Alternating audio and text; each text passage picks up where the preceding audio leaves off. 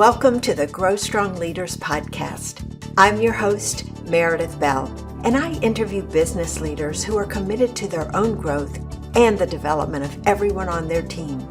If you enjoy my podcast, be sure to subscribe and rate it on your favorite podcast platform. Welcome to the Grow Strong Leaders podcast. I'm your host, Meredith Bell, and my show is brought to you by my company. We publish books and software tools to help people communicate more effectively in the workplace. And you can learn more about us at growstrongleaders.com. I'm delighted to bring on as my guest today, Dr. Katrina Burrus. Welcome, Katrina, to my show. Well, thank you. I'm delighted to be on your show, Meredith.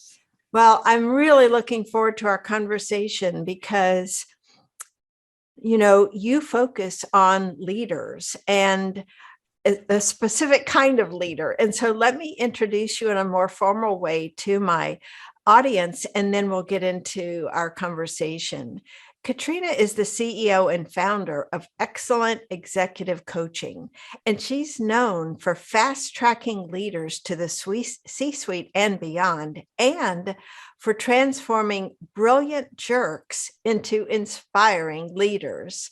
Katrina is a keynote speaker and author of 3 books, including her latest one, Managing Brilliant Jerks: How Organizations and Coaches Can Transform Difficult Leaders into Powerful Visionaries.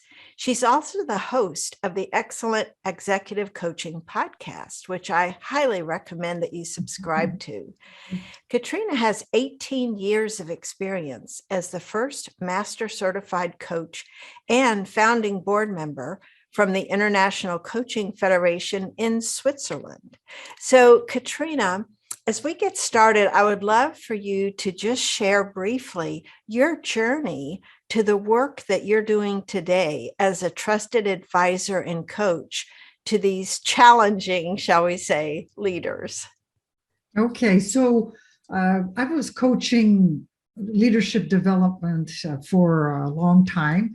And so, and I was one of the first coaches in Switzerland. So I got a huge amount of publicity. I got the press was interviewing me all the time.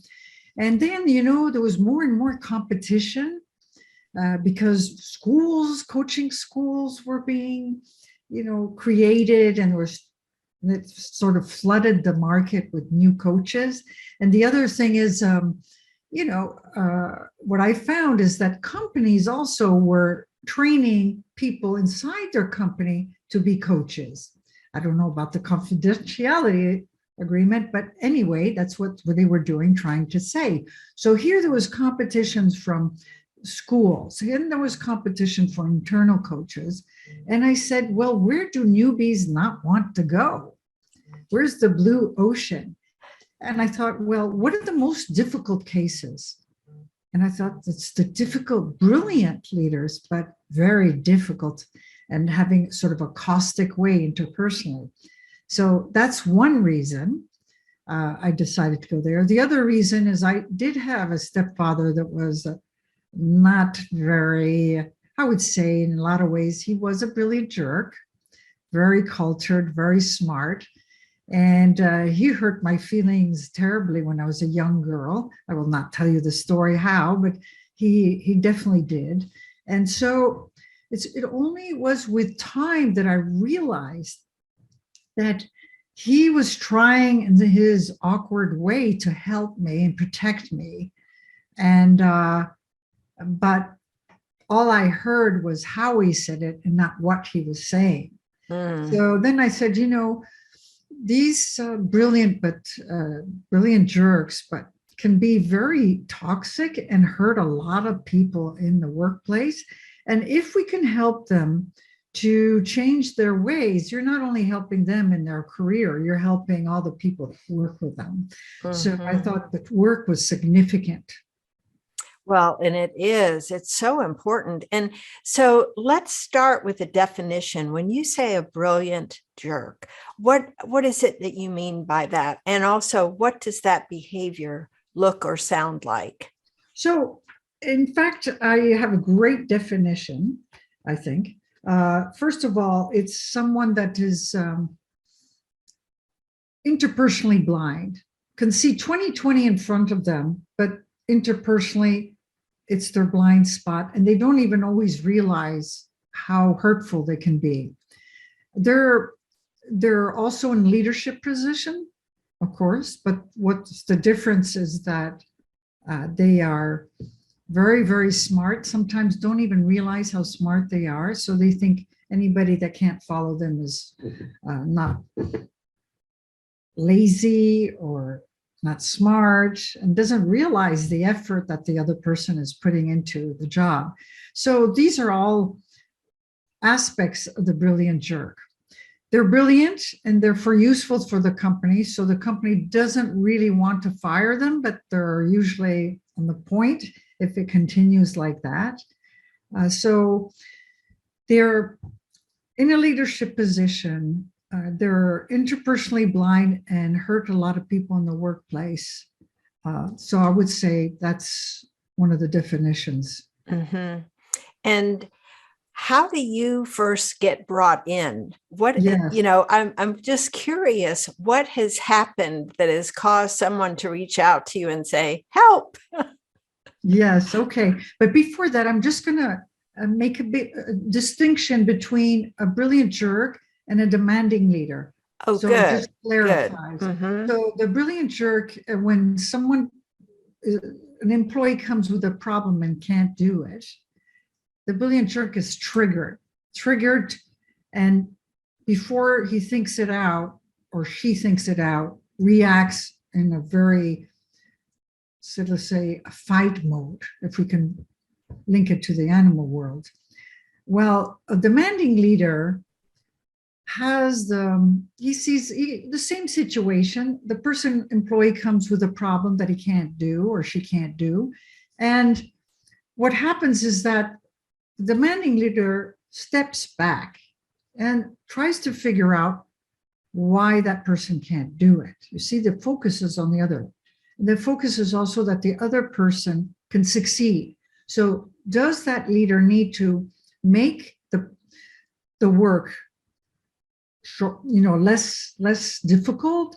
Does that leader need to put a mentor in place? Does that leader think that the employee needs more training? But what is necessary to make that employee succeed? That's really the issue. Now, it could be a motivation issue. So in that case, the leader steps back, again, analyzes the situation and says, okay, so if it's a motivation issue, then I'll handle it completely differently. So I'll have a heart-to-heart discussion, or I'll try to figure out what's behind the fact that that person is not doing it. So you see, it shows leadership agility. That person can adapt to the person or to the situation a lot better. Instead of taking it personally, being triggered or feeling like that person is being attacked and reacting in a very hurtful way. So that's, I would say, a clarification. Now, who brings me in? Usually it's not the brilliant jerk. No surprise there, because Yeah, it's a blind spot for them, right? They don't realize they're causing this problem. Yeah, it's very rare that they realize that, or that they have the modesty to think, I need help. And the other thing is, the other issue could be that they think that if a coach comes and makes them softer, or interpersonally more agile, that person will lose their power. You see, so they might think, why do I need a coach? I don't want to be a fuzzy wuzzy, and this is a waste of time. Business is straight direct. I say directly what I need, and so, in fact, they don't really want a coach. So what do I do? Usually it's the boss or the board members that have called me in for the CEO. And I don't try to convince them to be coached. I come in and ask them why they think I'm there. Uh, what is their reputation in the company? What do they excel at? Where do they think they could improve? Whatever. My primary objective is to get them curious enough so that I can do some research work and bring that research work back to them, how they excel and how they could improve in a very concrete way. Which would lead me, Meredith, to the other point I'd like to make is that I've had these brilliant jerks, as I call them affectionately, have a 360-degree feedback for 5 straight years that shows that they could be subservient to their boss, but to their employees, they're very toxic, they don't communicate well. And so they get this feedback, they don't communicate well, and they still don't know what to do and how to change. So part of the objective of the feedback is to get feedback that's so descriptive, what exactly they do to offend people or to lack communication. And then I bring that back so that it's actionable. It's very actionable. And since they're usually very high achievers and very smart, they don't like to have defaults, and they'll get motivated to change their ways.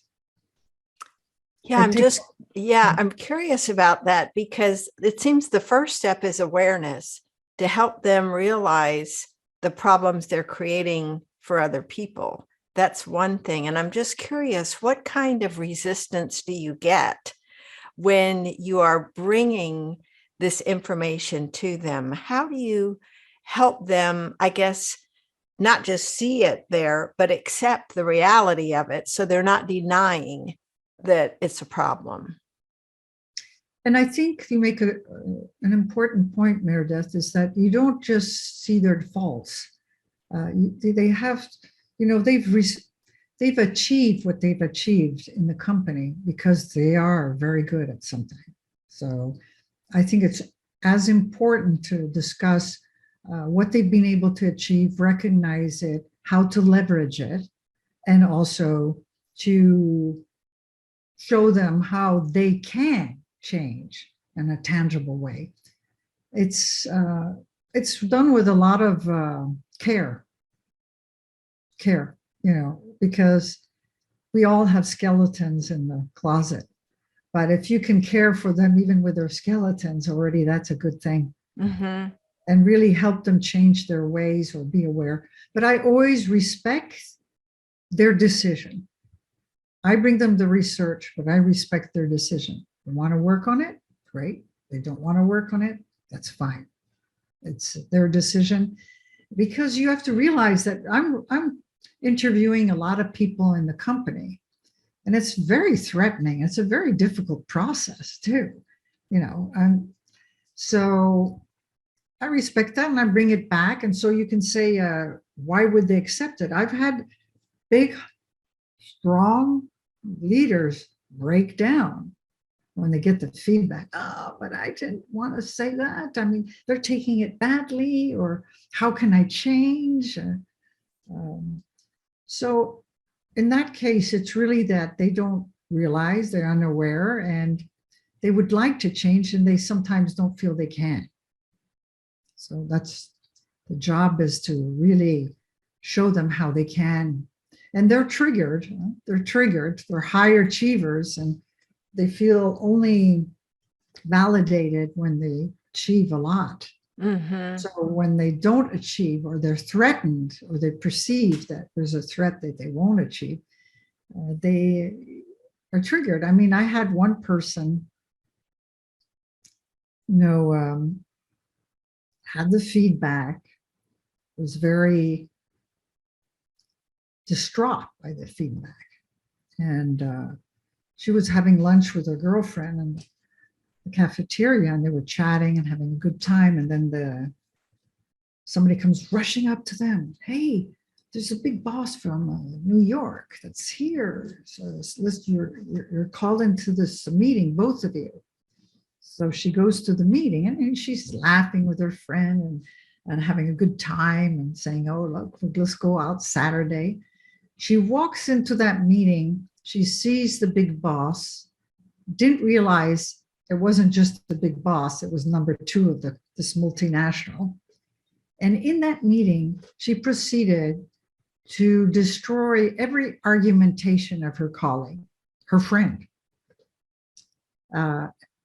Why? She absolutely wanted to shine in front of her big boss.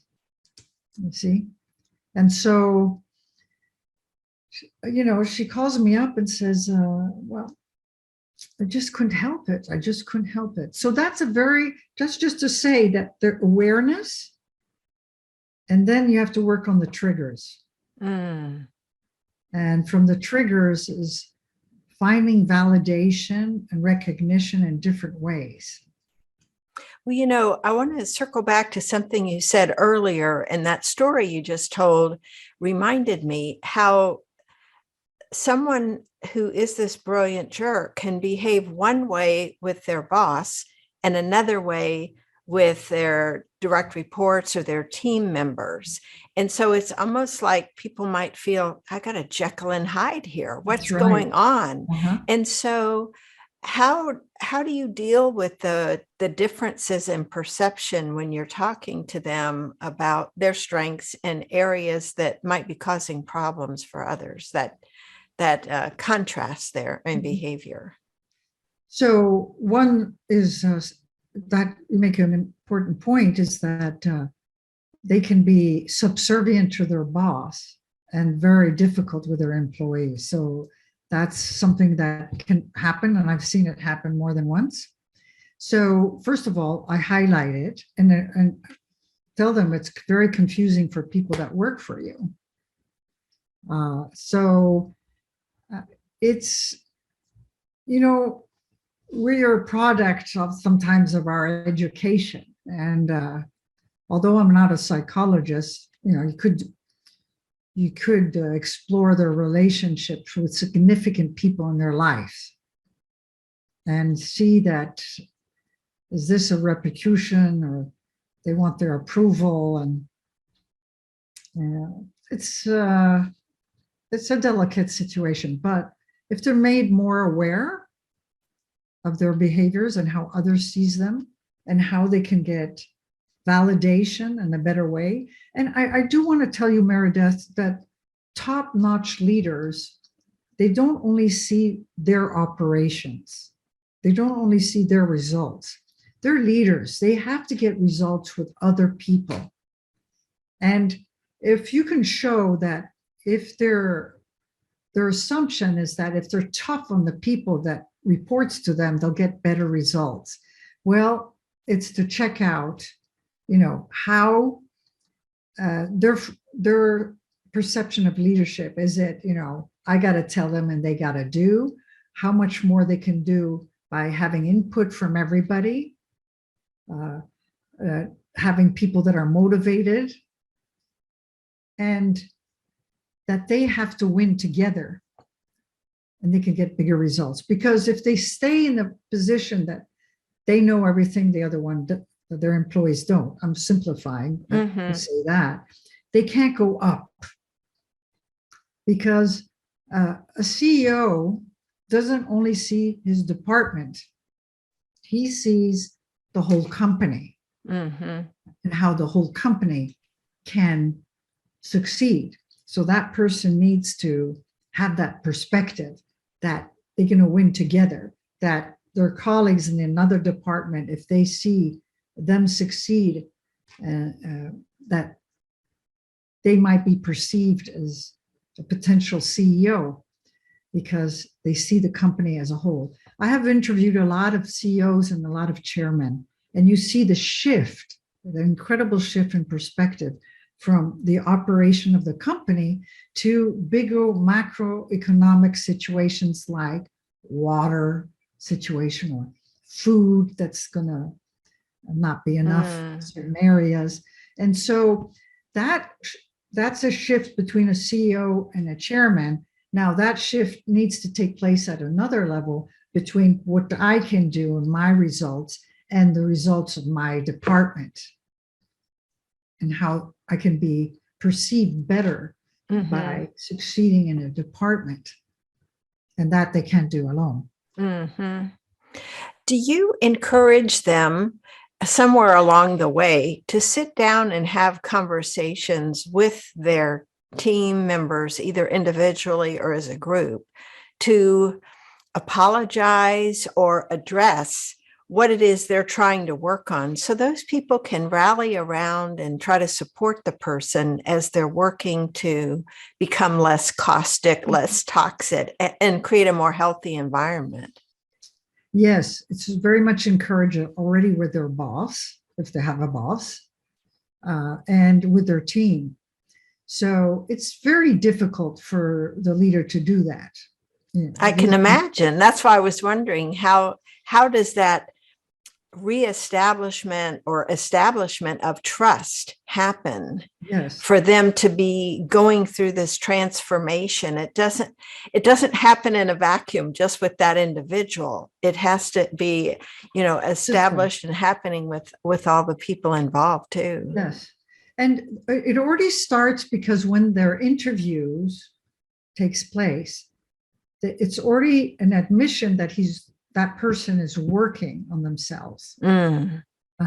Because look, if a very toxic leader comes up and says, "Well, Meredith, so how was your weekend? How was your children? How's your family?" It'd be awkward. And Meredith, if you knew that I was very abrasive, you'd say, "Oh my God, what does she want now?" Yeah. So, but if they know you're working, if you knew that I was working on my leadership, you'd say, she's making an effort. They embrace already at that point, the change, the effort. Then the other issue, very important, is when I interview them, I don't say their strengths and weaknesses. What's important is to say, what are their strengths and how can you make the relationship more productive? You see, by just changing that question, responsibilities on both of them. It's not just the leader. So there's to make the 2 points, there's awareness within the system that the person is working on their leadership. And 2, it's making them more aware that it's a relationship. It also brings back information to the leader that people want to be managed differently.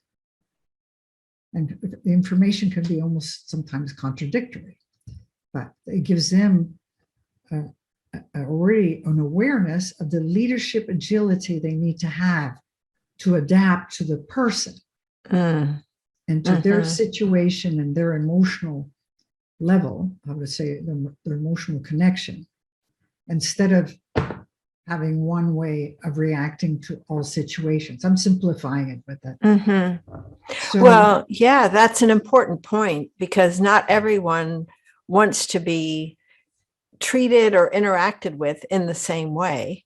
And so that's like another level of awareness and sophistication in decision making on how to interact with the different folks. And I'm just curious, what does it look like for you when you are working with a leader like this who's operating at a low emotional intelligence level, I guess, is one way to think of it initially? How do you help them with those growth steps to get to the point where they feel more comfortable doing the things that are going to help them be more productive, more effective in that relationship?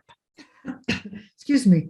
It takes a time because they're triggered, so that they have to realize that awareness, what's being triggered, and what is the underlying issue, and they have to practice new behaviors, see the results of those new behaviors.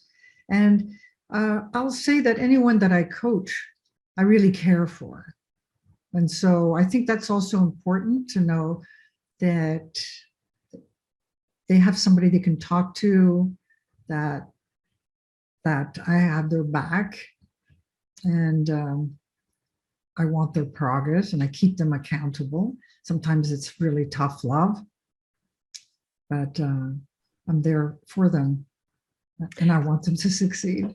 I'm sure they sense that too. Just knowing you, you have that air, that energy that communicates that commitment to them. And so that I can imagine that that rapport you establish with them, where they feel you are a trusted advisor to them, or a trusted coach, helps them have a safe place to go as they're working to make improvements. I would love for you to share an example or two of a leader whose transformation you've been a part of. What was the before? What kind of work did they have to do? And then what was the impact later in terms of their behavior change? So a lot of them are, their bosses are thinking of firing them, because they've done a lot of emotional damage in the company. So what I was really happy about is that one person that was on that point, after work, and it takes time, it takes longer than probably a leadership development program. But then that person was elected to be the leader candidate of that year. So that's really a recognition from the people around that leader, that the transformation. Mm. Yeah. And this can happen to, there's a lot of leaders that could be improved on their interpersonal anyway. But this is the more difficult cases. And then also on a cultural basis, to a lesser degree, but it's understanding the culture. And maybe I could give you that example so that you see that it's an understanding. This leadership agility is really important. I'll give you an example. So there's one person of a big company that we all know the name. This person was Chinese, had worked many, many years in Switzerland, many, many years. But the leadership perception was that, you gotta be tough, you gotta interlude, you have to interrupt, you have to position yourself, be masculine, sort of. And this person, every time that happened where people interrupted and were almost rude to his perception, he would step back and not interfere, because it was rude in his perspective. So when I did this research, I found out, to simplify, that he wasn't perceived as a leader because he didn't behave according to the cultural norms of a good leader. And when he understood that and really worked on it, he was promoted to be head of a whole part of China, and come back to the Western way of leadership for the top-notch leaders, but then go to China and adapt his leadership to that environment. So you see, it's again leadership agility, but this time what could be perceived as abrasive in one culture might not be in another. Mm-hmm. That's a really important point, I think. Different cultures have different, cultures across countries, also cultures within an organization. Mm-hmm. How we do things around here can vary a lot. And I think when a leader deviates extremely one way or another within that expected behavior, that's when I think problems can arise. Yes. And to give you another example, was an agricultural company. We all know the name. I'll just not say it for discretion. So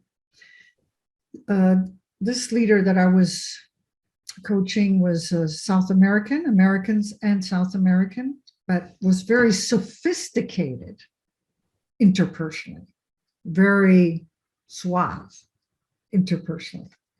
And then when he went to come to the top leaders of this agricultural company, he was perceived as suspicious. Why is he taking so long to come to the point? These were, like Westerners, cowboys, shoot by the hip. And he was a good leader, but just much more sophisticated in some ways. And they weren't comfortable with him because he was the outsider. He was different.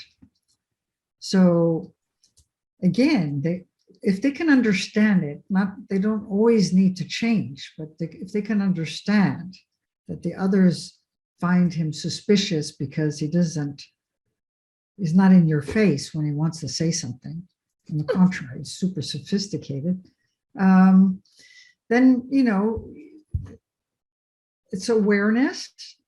It's being able to change their leadership a little bit so the other person is more comfortable. Yeah, that whole thing of agility, I think, is so important. I'm curious, thinking about where the top leader is not a healthy, is not creating a healthy environment, the CEO. If you're brought into another level to work with a different leader, do you find that challenging to try to help transform a certain part of the company when the top is also an issue, or do you run into that? I usually always talk to the top leader if I'm coaching somebody, so I can get a good perspective. I could then tell the top leader what ideas, like a consultant, as what needs to put into place in the organization so that this kind of behavior is not encouraged. And I have a sheet here, it's like excusing bad behavior. That shouldn't be tolerated. And to have the courage to say to that person, if that kind of behavior, how it's perceived, that takes a lot of courage. What are the leadership principles, and is the behavior aligned to those leadership behaviors? Because if they have leadership principles, whoever it is can say, look, our leadership principles is to behave this way, and your behavior is contradicting what we say we stand for. It makes it a lot easier for any leader to look at, to explain that behavior is not acceptable. So however, when the CEO is the toxic leader, then you have to work with the board. I've been called in by the board. It's a lot harder when you, like you said very well, you have to work with a system, because if you don't work with the organization, the people in the organization, or the boss, it's like taking a recovering alcoholic and bringing him to his drinking buddies in a bar.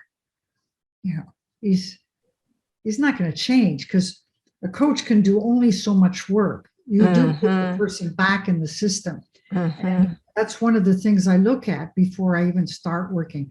What is in place? What is condoned? What is encouraged? And do they have leadership principles? Do they have leadership evaluations where the employees can evaluate the leader? Even a 360 is a good in that case. It's a good start. And also, do they only look at the results when they go into a team, or do they also explain a little bit the chart, the behavior that will be acceptable? So I've been brought into companies to look at what behaviors in teams is conducive to better results. Like there was one team that the boss said, I'm pulling my hair out because in the beginning of the year, here I have super talented people, but at the beginning of the year, I have an objective that involves them working together, and at the end of the year, nothing is done. Individually, they do very well, but as a team, not. Well, these brilliant people were so good at any person that had an idea how to destroy it. They were very quick-witted and smart, cocky. So when they're sort of like playful, but nothing got done. So when they were made aware of how their behavior within a team, and of course it takes a lot of, you have to observe and look at it, then you can say, okay, this is what I've observed. It could be done also with psychometric inventories and observation. And then you give them a feedback and then say, okay, now I'm observing. Now we're going to have an objective to do. But every time you criticize the idea without offering a series of suggestions, you're going to put, they made a lot of money, $50 in a bucket, and then we'll all go out for a drink. See, it's playful because they were playful. But so now I deter their quick-witted, playful, but destructive way into trying to have each other control how they give their feedback. And that was very helpful.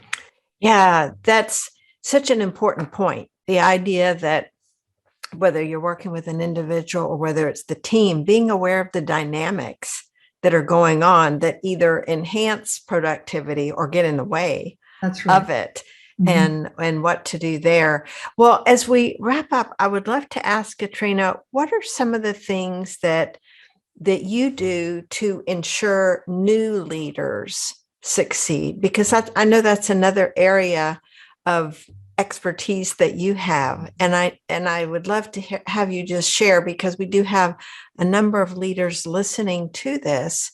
What do you do that perhaps they could hear, that they could become more aware of, to help them be better at developing leaders too?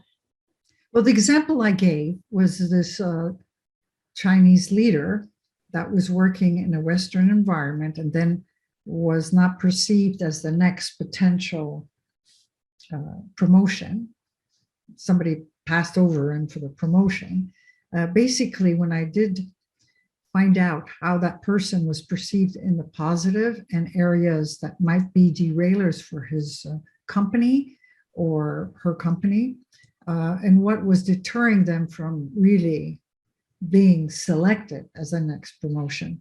So there's a lot of research that I do, that I bring back to them, and how to manage perceptions and how to be clear even before they start, what they can look at to make them more aware of the company, what they want from the company, what learning goals do they have, what's the next step after this company they want to achieve, and where do they want to go.